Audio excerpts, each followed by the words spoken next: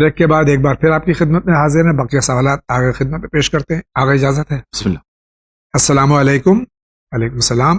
In recent episode of 1001, Maulana answered my question related to خمس کہ اگر بہت سال کا پیسہ جمع ہے یا خمس کی ڈیٹ کے بعد پرچیز کیا ہے گلک سے تو بنتا ہے خمس دینا ورنہ نہیں، نابالغ بچی کا گلک. ہم اور کنفیوز ہو گئے. ہم نے سٹارٹ کیا تھا 1 جون 2024 کو گلک اینڈ پرچیز کیا نیکسٹ ایئر 2025 کو، اور خمس کی ڈیٹ 1 جن کو ہے. ہم ہمیشہ خمس دیتے ہیں، ویسے بس گلک کی ایڈ نہیں کیا پیسہ اس سال. دیکھیے خمس کو اس طریقے سمجھیں. پہلی بات یہ ہے کہ جو ہماری سیونگز ہے ارسپیکٹو آف، یہاں پر جو ایک تاکید بخار نے اللہ ظاہر کیا ہے وہ یہ ہے کہ نابالغ بچے کا ہے. جس طریقے سے ملکیت نابالغ بچے کی ہو جاتی ہے، جیسے اس کو عیدی دی جاتی ہے یا کوئی گفٹ ملتا ہے، کوئی کسی نے پیسے دے دیے ہیں تو وہ اس کا مالک ہو جاتا ہے. اسی طریقے سے سیونگز کے اوپر جو اس کے جو ذمہ داران ہیں، جو گارجین ہیں، ان کی ذمہ داری ہے کہ اس میں سے بچوں کو، حالانکہ بچوں کے اوپر واجب نہیں ہے جی، لیکن تربیتی طور پر بہتر یہ ہے کہ ان سے جو بھی ان کی بچت ہے سال کے اینڈ میں ان سے اس پہ خمس دلایا جائے. اب سوال یہ ہے کہ کتنا پیسہ بچا ہے. اگر اس پہ سال گزر گیا ہے، اگر ہم نے جون میں خریدا اور جنوری میں ہمارے اس کی تاریخ ہے خمس کی، تو جو 6 مہینے میں آپ کی جو سیونگ اس میں ہوئی ہے اس پر ہی خمس دینا ہے. اس کے بعد والا جو ہے وہ اگلے سال پہ جائے گا کہ اگلے سال جب تاریخ آئے گی اور ہم نے کچھ پیسے بچا لیے ہیں تو اس پہ اگلے سال پھر ہم کو خمس دینا ہوگا. دوسرا سوال ان کا، مجلس میں امام رضا علیہ الصلوۃ والسلام کی ہی زیارت کیوں پڑھتے ہیں؟ Any specific reason? مجلس میں اگر آپ غور کریں تو 3 لوگوں کی زیارت ہوتی ہے. ایک جو ہے امام حسین علیہ الصلوۃ والسلام کی، ایک امام رضا کی، اور ایک امام عصر کی. جی اجل اللہ تعالیٰ فرج. بیسکلی 12 کے 12 ائمہ کی اور 14 کے 14 معصومین کی زیارت مستحب ہے. لیکن یہ 2 امام یعنی تیسرے امام اور 8ویں امام کی زیارت جو وارد ہوئی ہے ان کے لیے اسپیسیفک زیارت وارد ہوئی ہے دور سے. جی، یعنی باقیوں کے لیے یہ ہے کہ جب آپ ان کے نزدیک پہنچیے تو وہاں کھڑے ہو کر کے ان کے لیے زیارت پڑھیے، یا خاص زیارتیں جو ذکر ہوئی ہیں وہ ہے. لیکن امام رضا کے لیے باقی ایسا نہیں کہ نہیں ہے، ان کے لیے بھی ہے، لیکن جتنی تاکید امام رضا کی زیارت کے لیے اور امام حسین کی زیارت کے لیے کی گئی ہے دور سے، یعنی اپنے وطن میں بھی رہتے ہوئے آپ امام رضا کی زیارت پڑھ سکتے ہیں، اتنی تاکید باقیوں کے لیے نہیں ہوئی. لہٰذا اس تاکید کی بنا پر وَإِلَّا اس دعا میں بھی وہاں پہ جو پڑھا جاتا ہے، مثلا امام رضا کی بھی زیارت پڑھی جاتی ہے، وہ السلام علیکہ وعلی آبائک السبعہ وابنائک الاربعہ. جی، آپ کے 7 آبا و اجداد جو ہیں، جو 7 ائمہ ہیں ان پر، اور آپ کی جو 4 اولادیں ہیں ان پر بھی سلام ہو. تو وہ ٹیکنیکلی وہ دکھتی ہے کہ 8ویں امام کی ہے، لیکن وہ تمام 12 ائمہ کی ہی زیارت ہوتی ہے. شکریہ آقا. السلام علیکم مولانا صاحب اور جاوید بھائی. وعلیکم السلام. میرا سوال ہے، کیا باتھ روم میں بچے کی پوٹی دھلائی جا سکتی ہے؟ مکروہ ہے کہ وہ حمام جو ہے وہ طہارت کی جگہ یعنی غسل کی جگہ ہے، پاک و پاکیزہ ہونے کی جگہ ہے. اگر وہاں پر آپ یہ کرتے ہیں تو آپ کو میک شور کرنا ہوگا کہ آپ نے اس جگہ کو پاک کر دیا ہے. جی، مکروہ ہے کہ وہاں پر بچوں کو دھلایا جائے. شکریہ آقا. السلام علیکم. وعلیکم السلام. میری ساس مجھے کوئی بھی بات پہ بہت طعنے سناتی ہیں، میری کوئی ویلیو نہیں کرتی ہیں، تو کیا مجھے ان کو پلٹ کے جواب دینا چاہیے؟ دیکھیے ساس کا جو رتبہ ہے وہ وہی ماں والا رتبہ ہے. جی، لہذا بزرگوں کا احترام، اور بالخصوص وہ ماں جو کہ آپ کے شوہر کی بھی ماں ہے، اس کو پلٹ کر کے جواب دینے کی اجازت اسلام نہیں دیتا ہے، اور اخلاقاً بھی نہیں دینا چاہیے. اس طریقے سے ہم اپنے ماں باپ کی باتوں کو سنتے ہیں، 50 طریقے کی باتیں وہ ہم کو سنا دیتے ہیں، ہم اپنے بچوں کو پتہ نہیں کیا کیا کہہ دیتے ہیں.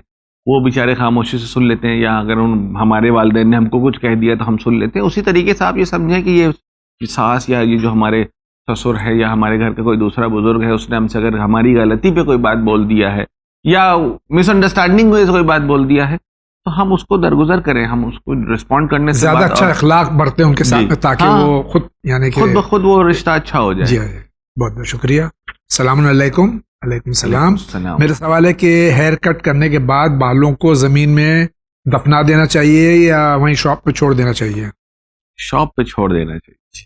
شاپ پہ چھوڑ دینا چاہیے. السلام علیکم. علیکم السلام. ہم نے ایک سوال آپ سے پوچھا ہے کہ ہم سوال رکھ سکتے ہیں آپ کے سامنے. ہمارا نام زہرا ہے. آگے پتہ نہیں کیا ہے، وہ سمجھ میں نہیں آیا. آپ سوال جہاں جیسے ہی آپ نے پوچھا ہے اسی پہ آپ سوال اپنا بھیج سکتی ہیں، انشاءاللہ جواب یہاں سے مل جائے گا آپ کو. بہت بہت شکریہ. سلام علیکم السلام. میرا مسئلہ یہ ہے کہ اگر نماز پڑھتے وقت ہمارے منہ سے خون آ گیا تو کیا نماز باطل ہو جائے گی؟ نماز اس سے باطل نہیں ہوگی، لیکن اگر آپ نے اس کو نگل لیا ہے تو ایک نجس چیز کو آپ نے نگل لیا ہے. شکریہ. السلام علیکم جاوید بھائی مولانا صاحب. علیکم السلام. May Allah hasten the reappearance of our beloved Imam Zamana Ajjal Allah Ta'ala Faraj Sharif. My question is, if I am already wearing 2 rings in my ring finger and little finger of my right hand, can I wear another ring in the middle finger of right hand? مولا آپ سب کو سلامت رکھے اور طول عمر عطا فرمائے. آمین. ہاتھوں میں انگوٹھی پہننے کا جہاں تک ذکر ہے، وہ بہتر یہ ہے کہ وہ جو رنگ فنگر ہے اور آپ کی لٹل فنگر ہے، اسی کو ترجیح دی جائے اور اسی کو پریفرنس دیا جائے کہ انہی 2 انگلیوں میں انگوٹھی پہنی جائے. البتہ بڑی انگلی جو ہے آپ کی مڈل فنگر ہے، اس میں بھی پہن سکتے ہیں. اس انگلی کے لیے جو جسے انگشت اشارہ یا جو انڈیکس فنگر کہی جاتی ہے، اس کے لیے مکروہ ہے کہ اس انگلی میں نہ پہنا جائے. حالانکہ اس میں پرانی ایک قوم تھی، اس میں وہ علامتوں میں سے تھا کہ قوم لوط، جی ان میں صحیح کہ جو لوگ اس کام میں بہت زیادہ آگے ہوتے تھے تو وہ ایک انڈیکیشن ہوتا تھا، وہ اس انگلی میں انگوٹھی پہنا کرتے تھے تاکہ وہ بنا کچھ کہے سب کچھ لوگ سمجھ جائیں. لہٰذا وہ مکروہ ہے. کہ دوسرا یہ کہ روایت میں ہے کہ اس سے تکبر آتا ہے انسان کو، لہٰذا بہتر یہ ہے کہ انسان متواضع رہے تو اس انگلی کو اوائڈ کرے. حالانکہ میں نے ریسنٹلی دیکھا ہے کہ اپنے یہاں بھی لوگ اس میں پہننے لگے ہیں، بس یہ اچھا نہیں لگا کہ میں ریفرنس دے کے بتاؤں کہ جی نہیں، میں تو اس میں چونکہ جب روایت ہے موجود ہماری، جی بالکل ہے. علامہ طباطبائی نے اس کو اپنی کتاب میں باقاعدہ سنن النبی میں لکھا ہے. شکریہ آغا. السلام علیکم. علیکم السلام. میرا نام محمد مظفر حسینی ہے. میرا یہ سوال ہے کہ فاتحہ دینا جائز ہے یا نہیں؟ جی یہاں پہ میں سوال تو بہت سادہ سا ہے، لیکن میں سمجھ رہا ہوں کہ یہ کہاں جا رہا ہے. دیکھیے 2 چیزیں ہیں یہاں پر. ایک چیز یہ ہے کہ فاتحہ دینا اور اس کے ثواب کو ہدیہ کرنا اپنے مرحومین کو بالکل جائز ہے، اور ہمیں جتنا زیادہ ہو سکے اپنے مرحومین کو فاتحہ پڑھتے رہنا چاہیے. اس لیے کیونکہ وہ ظاہر سی بات اس دنیا سے جا چکے ہیں. اب ان کے پاس وہ اسباب نہیں ہے کہ وہ اپنے لیے نیک عمل کو اکٹھا کر سکے، بس وہ ہمارے لیے ہی منتظر ہیں کہ ہم ان کے لیے کوئی چیز یہاں سے بھیجیں. دوسری چیز یہ ہے کہ جو مجھے ایسا لگتا ہے کہ اس سوال میں نہ کہتے ہوئے کہا گیا ہے، وہ یہ ہے کہ جو ہمارے یہاں طریقہ اپنایا جاتا ہے کہ ہم کھانے پر اور دوسری چیزوں پر فاتحہ دیتے ہیں. دیکھیے بیسیکلی یہاں پہ 2 چیزیں ہیں جس کو ہم لوگوں نے مکس کر دیا ہے اور ملا دیا. ایک ہے فاتحہ دینا، مرحومین کو ایصال ثواب کرنا، سورے کے ثواب کو ہدیہ کرنا. ایک ہے اطعام، یعنی کھانا کھلانا. یہ 2 الگ الگ چیز ہے. کہ ہم فاتحہ پڑھتے ہیں، مرحومین کو جاتا ہے، اور کسی دوسرے کو کھانا کھلا دیا، کسی مومن کو کھانا کھلا دیا، کسی ضرورت مند کو کھانا کھلا دیا. اس کھانا کھلانے کو، اس اطعام کا جو ثواب ہے اس کو بھی ہم ہدیہ کرتے ہیں. البتہ بعض جگہوں پہ بڑی عجیب سی چیز میں نے یہ دیکھی ہے کہ یہ فاتحہ کا ہاتھ مت لگاؤ. تو اس کا کیا ہونے والا ہے مجھے نہیں پتا. اگر آپ کسی غریب کو کھلانے والے ہیں تو اس سے بہتر کچھ بھی نہیں ہو سکتا ہے. لیکن یہ کہ فاتحہ کا اس کو نہ چھو اور رکھا رہے تو بعد میں خراب ہو جائے نعوذ باللہ، تو پھر یہ توہین ہے. اس کا اطعام نہیں صدق ہو رہا ہے. جو آپ پڑھ رہے ہیں وہ کھانے پہ نہیں لگ رہا ہے، کھانے سے کوئی مطلب نہیں ہے. اور وہ پہنچ گئے جو آپ نے سورہ پڑھے ہیں، جو سورہ کھانا جو اس کا کھلانے کا ثواب الگ ہے. جی کھانا ایک الگ چیز ہے اور فاتحہ ایک الگ چیز ہے. وہ ہم جی بس ہم لوگ جب جس انداز سے کرتے ہیں اس سے لگتا ہے کہ یہ کھانا خدا نخواستہ اٹھ کے مرحومین کے لیے جا رہا ہے. شکریہ آغا. سلام آغا جان. اگر ہم زیارت کے لیے پیسہ جمع رکھیں اور خمس کی تاریخ آ جائے تو کیا کرنا چاہیے؟ خمس دینا چاہیے. خمس دینا چاہیے. اگر حج کے لیے بھی جمع کر رہے ہیں تو بھی خمس دینا پڑے. شکریہ. السلام علیکم. علیکم السلام. میں نے خامنئی صاحب کی توضیح المسائل میں پڑھا ہے کہ کوئی ضروری سیونگ پر خمس نہیں ہے، تو کیا آپ بتا سکتے ہیں کہ کون سی ضروری سیونگز پر خمس نہیں ہے؟ تقریباً تمام مراجع جو ہیں وہ بیٹی کے جہیز کے سلسلے میں یہ کہتے ہیں جی کہ اگر آپ کو جہیز، جسے کہتے ہیں کہ اپنے شایان شان، جی کہ اگر آپ دینا چاہتے ہیں اس پر، یعنی اسراف نہ ہو، جی اپنی حیثیت کے اپنی حساب سے۔ حیثیت کے حساب سے جی ایک میان روی کے ساتھ جی اگر آپ کچھ سیونگ کر رہے ہیں بیٹی کے شادی کے لیے اور اس کے جہیز کے لیے، تو اس پر خمس نہیں۔ شکریہ ہوگا۔ السلام علیکم۔ علیکم السلام۔ I wanted to ask whether it is necessary to deliver the amount of khums to the Imam himself if there is no valid way of delivery, or can the entire amount be delivered to any nearby righteous Sayyid? Okay, first of all I didn't get the point کہ امام himself کہاں ہم آپ کو امام ملنے والے ہیں Miss, جہاں پر، I think یعنی یہ ان مجھے کا لگتا ہے سوال کہ مراجع کو مراجع، جی ہاں جی یہ کہنا چاہ رہے جی۔ ہیں۔ تو یہاں پر یہ ہے کہ آپ یا تو مراجع کو دے دیں یا ان اداروں کو کہ جن کو مراجع نے پرمیشن دی ہوئی ہے کہ آپ ان کو دے سکتے ہیں، جس میں سے one of this is like channel channel وین، وین، جی۔ تو چینل وین کو خود مراجع نے جو آپ ہے یقین permission ہونا چاہیے آپ کو کہ ان کے پاس اجازت اجازت ہے، بالکل، جی، یعنی جی۔ پرمیشن کا اطمینان ہونا چاہیے کہ جی۔ آپ کو جو دے رہے ہیں ان کے پاس لینے کا اجازت ہے۔ جی اگر آپ کو اطمینان ہے تو آپ ان کو دے سکتے ہیں۔ جی دوسری چیز یہ ہے کہ اگر آپ نے ان کو نہیں دیا ہے تو آپ سادات کو نہیں دے سکتے۔ سادات تو صرف حق ہے، سادات کا خمس کا جو دو حصہ ہوتا ہے، ایک جی۔ سہم امام اور ایک سہم سہم، سادات۔ جی تو سہم سادات جو ہوتا ہے وہ یہ ہوتا ہے کہ وہ جو مستحق سید ہے، جی یہ نہیں کہ میں نے بعض علاقوں میں یہ سنا ہے کہ کوئی بھی سید آتا ہے اس کو اٹھا کے دے دیتے ہیں۔ جی یہ اگر آپ نے وہ مستحق نہیں ہے اور آپ نے دے دیا ہے تو گویا وہ آپ کی گردن پہ باقی، آپ خوش نہ ہوئیے کہ سید کو دے دیا۔ جی تو سید جو کہ ضرورت مند ہو، اگر کسی سید نے مطالبہ کر لیا کہ بس مجھے کسی چیز کی ضرورت ہے اور میرے حالات ٹھیک نہیں ہیں، تو کافی ہے۔ یعنی آپ کو تحقیق کرنا شرط نہیں ہے کہ آپ جائیے لائیے بینک اکاؤنٹ دکھائیے، کہاں جا رہے ہیں، کس کو کون بیمار ہو گیا ہے، آپ پرسکرپشن دکھائیں، نہیں، اس کی تحقیق ضروری نہیں ہے۔ اس نے اپنی زبان سے اگر کہہ دیا، مطالبہ کر لیا اور آپ کو اطمینان ہو گیا کہ یہ سمجھدار آدمی ہے اور اس کو ضرورت ہے، تو آپ دے سکتے ہیں۔ یہاں پس جو تحقیق ہے بیسیکلی سہم سعادت میں، وہ سیادت کی تحقیق ہے۔ جی اس لیے میں نے یہ بات کہہ دی، کیونکہ بعض جگہ ہوتا ہے کہ مجھے لگتا تو ہے کہ یہ سید ہیں، آپ کے لگنے سے کافی نہیں ہے۔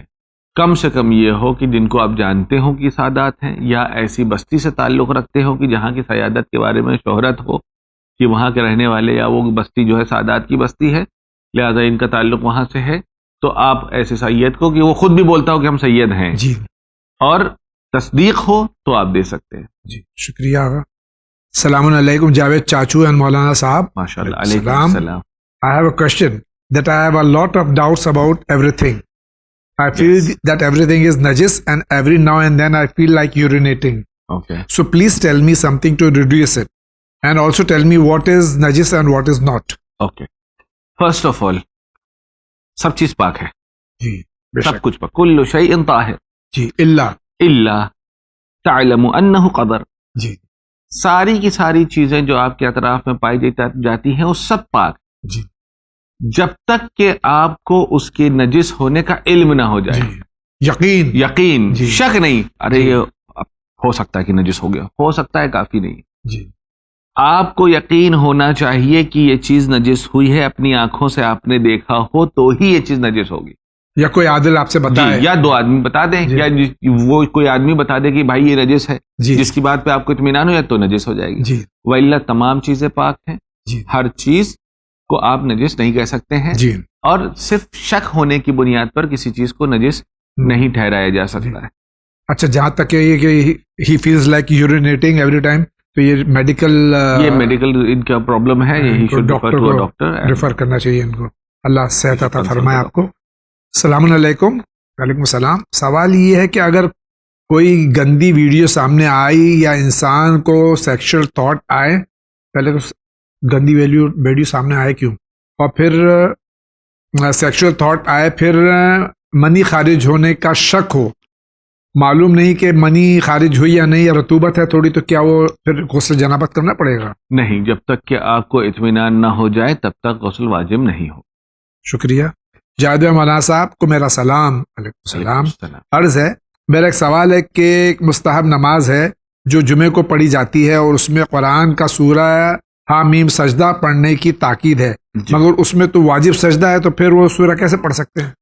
کیونکہ یہ مستحب نماز ہے, اس میں جو طریقہ بیان کیا گیا ہے, جہاں پہ یہ نماز کا ذکر ہے تو مفاتیح الجنان میں, وہاں پہ یہ بھی بیان کیا گیا ہے کہ یہ جو سجدہ ہے, اس کو سجدے کو آپ نماز ختم کرنے کے بعد مستحب سجدے کی طرح ایک سجدہ آپ کو وہاں پہ کرنا, یعنی شکریہ. نماز کے درمیان میں سجدہ نہ کر کے بلکہ آخر نماز میں نماز کو سلام پڑھنے کے بعد سجدہ. شکریہ. السلام علیکم مولانا صاحب اور جاوید بھائی. علیکم السلام.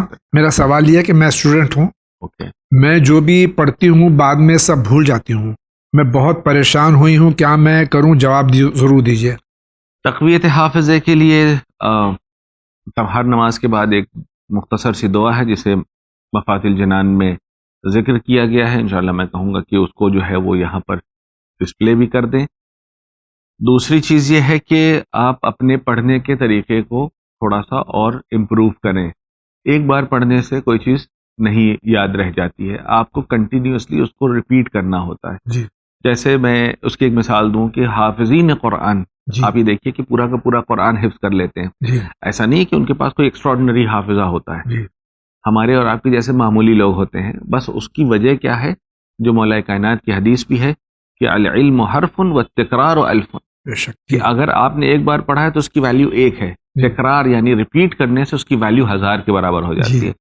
تو آپ ایک بار پڑھیے اور اس کو بار بار ریپیٹ کریے. حفاظ کا طریقہ یہ ہوتا ہے کہ مثلا ان کو ایک سورہ یاد کرنا ہے, اس میں 10 آیتیں ہیں, تو انہوں نے پہلی آیت یاد کیا, جب پوری طریقے سے ان کو یاد ہو گئی تو اب دوسری آیت یاد کر رہے ہیں. تو اب دوسری آیت یاد کر رہے ہیں تو اس کا مطلب نہیں پیچھے والا چھوڑ دیا.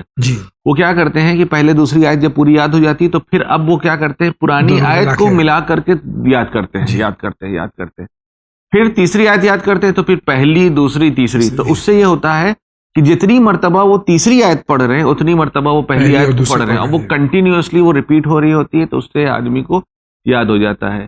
جہاں تک بکس پڑھنے کی بات ہے, آپ نے مثال کے طور پر ایک چیپٹر 5 پیج کا ہے, آپ نے اس میں جو ہے وہ 2 ٹاپکس کور کیے. جب آپ 3rd ٹاپک پہ گئے تو پہلے آپ جائیے فرسٹ 2 ٹاپکس کو ریپیٹ کریے اور اپنے من سے اس کو ایک خلاصہ کریے کہ مثلا ٹھیک ہے یہ جو 1.5 پیج میں کچھ باتیں کہی ہیں, اس کا کیا مطلب ہے. جب آپ نے اس کو اپنے حساب سے اس کو جسٹ بنا لیا, اس کا خلاصہ بنا لیا, تو آپ کو یعنی بات پتہ چل گئی. آپ کو اب 1.5 پیج یاد نہیں کرنا ہے, آپ کو اس بات کا جو لب لباب ہے, اس کا جو جسٹ ہے وہ یاد رکھنا ہے. کوئی بہت بڑی چیز نہیں ہے. شکریہ. السلام علیکم مولانا صاحب. علیکم السلام. میرا سوال ہے کہ ماں باپ اپنی اولاد کو عاق کر سکتے ہیں, تو یہ سچ ہے کہ اولاد ماں باپ کو بھی عاق کر سکتے ہیں؟ ٹیکنیکلی اسپیکنگ روایات میں البتہ اس بات کا بھی ذکر پایا جاتا ہے کہ بعض جو ہے ممکن ہے کہ والدین عاق فرزندان بھی ہو سکتے ہیں, لیکن وہ ایک بہت ہی تھن ریڈ لائن ہے کہ جو توہین والدین اور عاق والدین کے بیچ میں, کیونکہ ممکن ہے کہ جس چیز کو آپ کو لگتا ہے کہ میرا حق ادا نہیں ہوا, میرے حق میں جفا ہوئی ہے, مجھ پر ظلم ہوا ہے, ہو سکتا ہے جس چیز کو آپ اپنا حق سمجھ رہے ہیں وہ آپ کا حق کبھی تھا ہی نہیں. اور آپ اس چکر میں کہ ہم بہت حق پہ ہیں اور حق پسند ہیں اور ہمارے ساتھ ظلم ہوا ہے, آپ کی زبان سے کوئی ایسے الفاظ جاری ہو گئے کہ جو کہ اس آیت کا مصداق ہے وَلَا تَقُلْ لَهُمَا اُفٍّ, تو پھر بجائے اس کے پھر آپ گئے آپ آگ کرنے چلے تھے الٹا, تو تمام اعمال حبط ہو گئے. تو یہ اسی لیے علماء کی زبان سے بھی آپ اس چیز کو نہیں سنتے. شکریہ آغا. السلام علیکم آغا اور جاوید بھائی. علیکم السلام. میرا سوال یہ کہ اسٹوڈنٹ پڑھائی کے لیے دوسرے شہر جائیں تو ان کی نماز قصر ہوگی یا پوری نماز پڑھنی ہوگی؟ پھر جب وہ گھر آئیں تو ان کو کس طرح نماز پڑھنی ہوگی؟ بہت اچھا سوال ہے, اور آج کے دور میں اسٹوڈنٹس کے لیے بھی اور جو افراد آفیسز میں جاب کرتے ہیں ان کے لیے بھی یہ بہت ہی ریلیونٹ کوشچن ہے. وہ یہ ہے کہ آج کے دور میں ٹریولنگ بہت زیادہ ہونے لگی ہے, اور لوگ پہلے زمانے میں سفر اتنا نہیں ہوتا تھا, اب سفر بہت زیادہ ہوتا ہے. تو اس میں یہ ہے کہ اگر اسٹوڈنٹس کے لیے پہلے میں عرض کر دوں کہ اگر اسٹوڈنٹ مہینے میں, آغا سستانی یہ کہتے ہیں کہ ایکیومولیٹ کیا جائے کہ مہینے میں 10 دن وہ سفر کر رہے ہیں ایک شہر سے دوسرے شہر, تو اس شہر اور اس کے درمیان میں اور اپنے وطن، مثلا بامبے سے کوئی پونے جا رہا ہے کلاسز اٹینڈ کرنے، اگر مہینے میں 10 بار جا رہا ہے تو پونے میں بھی اس کی نماز پوری ہے اور اس راستے پر بھی اور یہاں وطن میں بھی اس کی نماز پوری ہے. اگر ونس ان اے ویک جا رہا ہے کہیں تو وہ سفر مسافر حساب نہیں ہوتا ہے، یعنی مسافر حساب ہوتا ہے، وہاں اس کی نماز قصر ہوتی ہے. ریگولر جا رہا ہے، ریگولر اپ ڈاؤن کر رہا ہے تو دونوں جگہ اس کی نماز پوری ہے. جی اپنے شہر میں آئے گا تو یقیناً پوری پڑے گا، پوری ہے ہی ہے. اسی طریقے سے جو جاب والے افراد ہیں، جی یہ بڑا امپورٹنٹ مسئلہ ہے، غور سے سن لیجئے اس کو، کہ کثیر السفر کا ذکر بہت اب زیادہ ہونے لگا ہے اور ہونا بھی چاہیے. وہ افراد، ہاں یہ امپورٹنٹ سوال ہے، کیونکہ آج کل جو بچے ہمارے ہیں، جو نوجوان ہیں، ان کے یہاں ٹہلنے گھومنے کا بڑا رواج ہو گیا ہے. دوستوں کے ساتھ نکل گئے، یہاں گھوم رہے ہیں، وہاں گھوم رہے ہیں، بائک سے ٹہل رہے ہیں اور ٹریولنگ ہو رہی ہے، کیمپنگ ہو رہی ہے. اگر کوئی انسان سال میں ایکیومولیٹ کر کے 3 مہینے سے زیادہ، تقریباً آپ اس کو 4 مہینے لیجیے، 4 مہینے سے زیادہ اگر ٹریول کر رہا ہے کسی بھی کام کے لیے، چاہے وہ جاب کے پرپز سے جا رہا ہو، چاہے تفریح کے پرپز سے جا رہا ہو، ویکیشن منا رہا ہو، کچھ بھی کر رہا ہو، 4 مہینے سے زیادہ اگر وہ ٹریول کر رہا ہے تو اس کی نماز ہر جگہ پوری ہے. وہ کثیر السفر ہے. کیونکہ پرانی جو ڈیفینیشن تھی اس میں یہ کہا جاتا تھا کہ جن کے لوگوں کا پروفیشن سفر ہے، پائلٹ ہے، ڈرائیور ہے، کنڈکٹر ہے، ٹی ٹی ہے، اس طریقے کے لوگ. لیکن اب جو ہے اس میں ایک نئی قسم، اس کو مراجع نے 3 حصوں میں تقسیم کیا. ایک وہ ہے کہ جن کا کام سفر کرنا ہے، driver, pilot, locomotive pilot, T T, یہ سارے لوگ، جن کا یہ پہلی کیٹیگری ہے تو ان کی نماز ہر جگہ پوری ہے. سیکنڈ آپشن وہ ہے کہ جن کا کام ٹریولنگ نہیں ہے لیکن جن کے کام کی ضرورت ٹریولنگ ہے. مثال کے طور پر عالم دین ہے، مثلا اس کا کام ٹریولنگ نہیں ہے لیکن اسے مجلس پڑھنے کے لیے کبھی اس شہر، کبھی اس شہر، کبھی اس شہر، یا ڈاکٹر ہے کبھی یہاں وزٹ کر رہا ہے، کبھی وہاں وزٹ کر رہا ہے، یا کوئی بزنس مین ہے کبھی یہاں سے مارکیٹ سے سامان اسے خریدنا ہے، کبھی وہاں سے خریدنا ہے. تو اس کا کام ہے بزنس کرنا، تجارت کرنا. ڈاکٹر کا کام ہے علاج کرنا، لیکن اس علاج کے لیے وہ ٹریول کر رہا ہے. تو اگر اس کی ٹریولنگ دوبارہ سے، ایسے لوگوں کی ٹریولنگ اگر سال میں تقریباً 4 مہینے کے آس پاس ہو جاتی ہے، 2 سال میں ملا کر کے توڑ کے 3 مہینہ دونوں سال میں جا رہا ہے، تو اس کی نماز ہر جگہ پوری ہے. تیسری کیٹیگری وہ آتی ہے جو چھٹیوں والے ہیں، جن کا نہ ضرورت ہے اور نہ جن کے کام کا لازمہ ہے، نہ جن کا وہ پروفیشن ہے، لیکن وہ ویکیشن پہ جا رہے ہیں. یا آج کے دور میں بات کی جائے ولاگرز کی، ٹریولنگ والے ولاگرز آج کل بہت سارے دکھائی دے رہے ہیں، یا جو فوڈ ولاگرز ہوتے ہیں کہ آج یہاں کھانا کھا رہے ہیں، کل وہاں کھانا کھا رہے ہیں، کھاتے رہتے ہیں الحمدللہ. تو یہ جو افراد ہیں یہ اس چیز کی طرف متوجہ رہیں کہ جو زیادہ ادھر گھوم گھام رہے ہیں اور سوچ رہے ہیں ہر جگہ 50% ڈسکاؤنٹ مل رہا ہے، تو 50% ڈسکاؤنٹ کبھی کبھی جانے والے نماز میں نہیں ہے. جی اگر آپ ضرورت سے زیادہ جا رہے ہیں تو آپ کی نماز ہر جگہ پوری ہے. شکریہ آغا. کوشچن پلیز رپلائی ضرور اور جلدی ڈالیں. میرا سوال بس اتنا ہے کہ کیا سگی خالہ اور پھپھی محرم ہیں یا نامحرم لڑکے کے لیے؟ پلیز محرم نامحرم کا بہت کنفیوژن ہے ہمارے انڈین سوسائٹی میں. لوگ چچی، مامی، بھابھی کو بھی محرم سمجھتے ہیں. پیرنٹس کے سگے بھائی بہن محرم ہیں، اس کے علاوہ جتنے بھی رشتے ہیں وہ سب نامحرم. اب پیرنٹس اور ان کے اوپر یعنی آپ کے دادا دادی اور ان کے بھائی بہن، نانا نانی اور ان کے بھائی بہن، یہ سارے لوگ محرم ہیں. آپ کے پیرنٹس کے بھائی بہن محرم ہیں، لیکن ان کے ہسبینڈز، ان کے بچے، ان کے یہ سارے کے سارے محرم نہیں. چچی اور مامی تو بالکل نہیں ہے، محرم نہیں ہے. نہ بھائی آپ کا سگا، جتنے سگے رشتے ہیں آپ کے والد کے، آپ کی والدہ کے، آپ کے دادا کے، آپ کے دادی کے، آپ کے نانا کے، آپ کے نانی کے اوپر آپ کے بیٹے کے، آپ کے پوتے کے، یہ جتنے سگے والے ہیں یہ سارے کے سارے نسبی جسے کہا جائے، جو بلڈ ریلیٹو ہیں، یہ سارے کے سارے محرم ہیں. جو ایڈ ہو کر کے آئے ہیں، ایڈ ہونے والوں میں صرف اور صرف آپ کے نانا کی زوجہ جو آپ کی نانی ہے، جو آپ کے دادا کی زوجہ جو آپ کی دادی ہے، آپ کے پھوپھی خالہ، یہ تو خیر سگے بھائی بہن ہو گئے، اور آپ کی والدہ جو کہ آپ کے والد کی زوجہ ہے. تو یہ خالی آپ کے لیے محرم ہے اور آپ کی خود کی زوجہ محرم ہے. شکریہ آغا.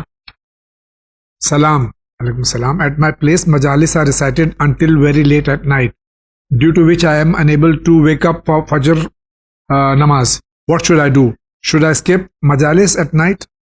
اگر آپ کے واجبات ترک ہو رہے ہیں اور آپ بہت لیٹ نائٹ مجلسیں کوئی اٹینڈ کر رہے ہیں تو آپ اس کو بالکل اسکپ کر دیے، کیونکہ بہرحال واجب ہے. جی شکریہ آغا. السلام علیکم.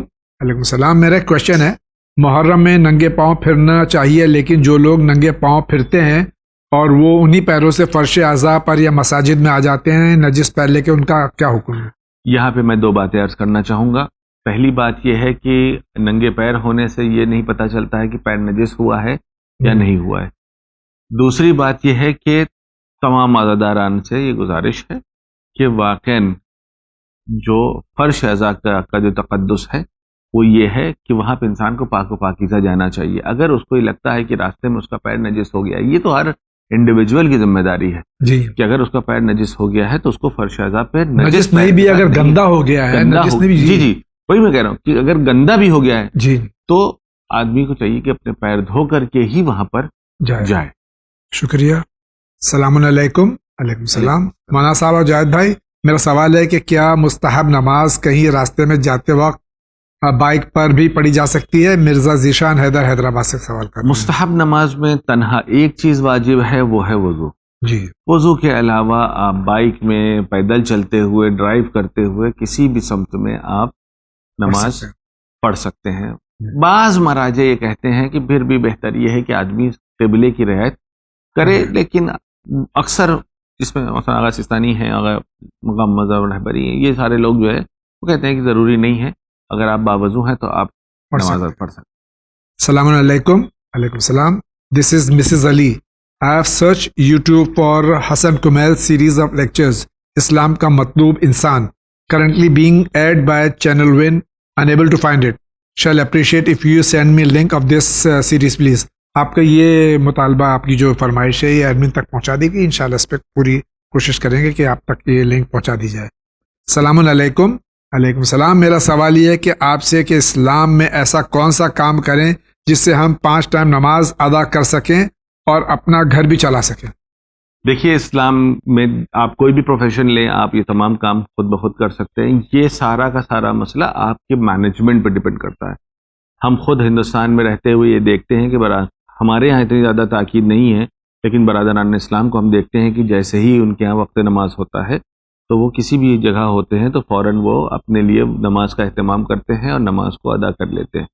ہمارے یہاں الحمدللہ جمع صلاتین کا مسئلہ ہے اور ہم کو یہ ڈسکاؤنٹ ملتا ہے کہ ہم اپنی ظہر نماز بھی جو ہے آخر وقت تک پڑھ سکتے ہیں. تو مجھے ایسا نہیں لگتا ہے کہ کوئی بھی ایسا پروفیشن ہو جو آپ کو روک دے آپ کی واجبات پر عمل کرنے سے. جی یہ آپ اگر چاہیں گے تو ہوگا، اور اگر آپ نہیں چاہیں گے تو 1000 بہانے. شکریہ آقا. کیا غسل کے لوٹے تینوں جگہ برابر ڈالنے واجب ہیں؟